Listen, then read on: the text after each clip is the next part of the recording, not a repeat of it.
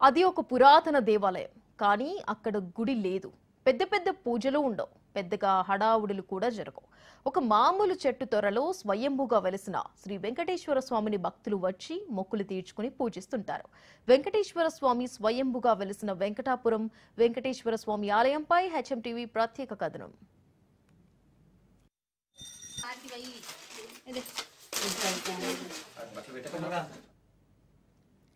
ఈ దేవాలయం మహారాష్ట్రలోని గచ్చిరోలి జిల్లా అహెరి మండలంలో గల వెంకటాపురం అనే ఊరిలో ఉంది. శ్రీ వెంకటేశ్వర స్వామి తొర్రలో వెలసి తోగు వెంకటాపురం వెంకటేశ్వర స్వామిగా పిలువబడుతూ విశేషమైన పూజలు అందుకుంటున్నాడు. ఈ ఆలయాన్ని చేరుకోవాలంటే తెలంగాణలో కాళేశ్వరం నుండి మహారాష్ట్రలోని సిరోంచ మీదుగా 100 కిలోమీటర్ల దూరం వెళ్లాలి. మంచిర్యాల జిల్లా నుండి చెన్నూరు మీదుగా రోడ్డు మార్గం గుండా 90 కిలోమీటర్ల దూరంలో ఈ ఆలయాన్ని చేరుకోవచ్చు. అసలు ఈ ఊరికి తోగు వెంకటాపురం అని పేరు ఎలా వచ్చింది, దాని విశిష్టత ఏంది ఇప్పుడు తెలుసుకుందాం.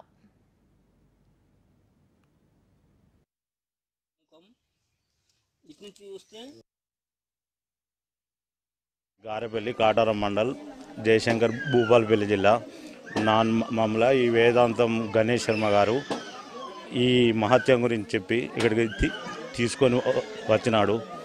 ఇక్కడ ఈ మహత్యం బాగున్నదని చెప్పి మేము రావడం జరిగింది. ఆలయం పక్కనే ప్రవహిస్తున్న ఒక చిన్న ప్రవాహాన్ని ప్రజలు తోగుగా పిలుస్తారు. తోగులోని ఈ నీరు ఏడాది పొడవునా అన్ని కాలాలు ప్రవహిస్తోంది. ముఖ్యంగా ఎండాకాలంలోనూ తోగు నిండా నీరు ప్రవహించడం ఇక్కడి విశేషం. కొన్ని వందల సంవత్సరాల క్రితం 7 మునులు కలిసి తిరుపతి శ్రీ వెంకటేశ్వర స్వామిని దర్శించుకోవడానికి వెళ్తుండగా మార్గ మధ్యంలో ఓ చెట్టు కింద సేద తీరారు. ఆ సమయంలో మునులు మనస్సులో స్వామివారిని ధ్యానిస్తూ ఎంతో దూరం ప్రయాణించి తిరుమలకు చేరుకుని స్వామివారిని దర్శించుకోవడం మా వల్ల సాధ్యం కాదేమో అని బాధపడుతుండేవారు. అప్పుడు ఆ మునులకు స్వామి ప్రత్యక్షమై తాను ఈ చెట్టు తొర్రలో వెలుస్తున్నట్లు చెప్పి మాయమైపోయారు. అప్పుడు మునులు చెట్టులో వెలిసిన శ్రీ వెంకటేశ్వర స్వామిని దర్శించుకుని పూజలు నిర్వహించి అక్కడి నుండి వెళ్ళిపోయారు.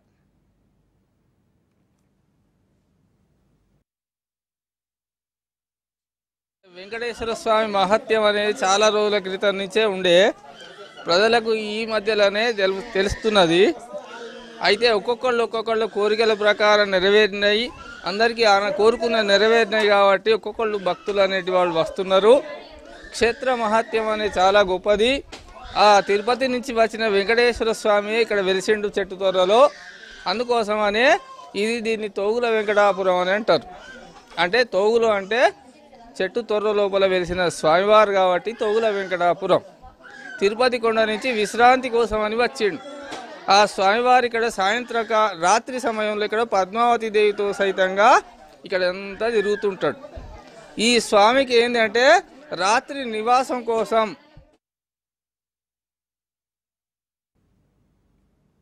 కొంతకాలం తర్వాత అక్కడికి కట్టెలు కొట్టడానికి వచ్చిన కొంతమందికి ఒక చెట్టు తొర్రలో నుండి భయంకరమైన ధ్వని వినిపించింది. అప్పుడు ఆ వ్యక్తులు భయాందోళనతో ఈ విషయాన్ని మహారాష్ట్ర రాజుకు తెలియజేశారు. అప్పుడు రాజు అక్కడికి వచ్చి ధ్వనిని వింటాడు. అసలు ఆ శబ్దం గురించి తెలుసుకోవాలని భటులను ఆదేశించి ఆ చెట్టుకు తొర్ర చేయగా అక్కడ శ్రీ వెంకటేశ్వర స్వామి లక్ష్మీ సమేతుడై రాజుకు కనిపిస్తాడు. అప్పటి నుండి అక్కడ శ్రీ వెంకటేశ్వర స్వామి విశిష్ట పూజలు అందుకుంటున్నాడు.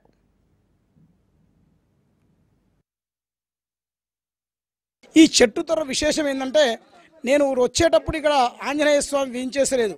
నేను ఒక 16 సంవత్సరాల కింద ఈ తోగు వెంకటేశ్వర స్వామి వచ్చినప్పుడు, అప్పుడు నా కొడుకు పుట్టెంటుకలు చేయించడానికి 2003లో వచ్చినప్పుడు ఇక్కడ స్వామివారు ఆంజనేయ స్వామివారు లేరు. 2004, 2005లో వందల మంది స్వాములను తీసుకొచ్చి దర్శనం చేయించిన డిసెంబర్ వ్యాన్లలో. అప్పుడు కొన్ని సంవత్సరాల తర్వాత ఆంజనేయుడు ఇక్కడ లేడు అని నేను మనసులో అనుకున్న తర్వాత ఈ చెట్టు తొర్రలోనే ఇక్కడ ఆంజనేయ స్వామి వారు వెంచేశారు. ఆ తర్వాత స్వాములను ప్రతి నిత్యం స్వాములు ప్రతి సంవత్సరం హనుమత్ దీక్ష భక్తులు, మామూలు భక్తులు వందలాది మందిగా విచ్చేసి ఈ స్వామివారిని దర్శించుకున్నారు. ఇప్పటికీ కూడా అక్కడ ఆలయం నిర్మించలేదు. ఇప్పటికీ శ్రీ వెంకటేశ్వర స్వామి ఆ చెట్టు తొర్రలోనే విశిష్ట పూజలు అందుకుంటున్నాడు. స్వామివారి కొత్త విగ్రహాలను 2016లో ప్రతిష్టాపన గావించారు.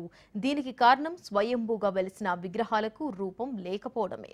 ఒకానొక సమయంలో స్వామివారు పూజారి కలలో కనిపించి తనకు రూపం లేదు అంటున్నారని, ఆ ప్రదేశంలో కొత్త విగ్రహాలు ప్రతిష్ఠ జరపాలని కోరగా అందరూ ఒక నిర్ణయానికి వచ్చి శ్రీ వెంకటేశ్వర లక్ష్మీ సమేతుడై నూతన విగ్రహ ప్రతిష్టాపన శంకుస్థాపన చేశారు.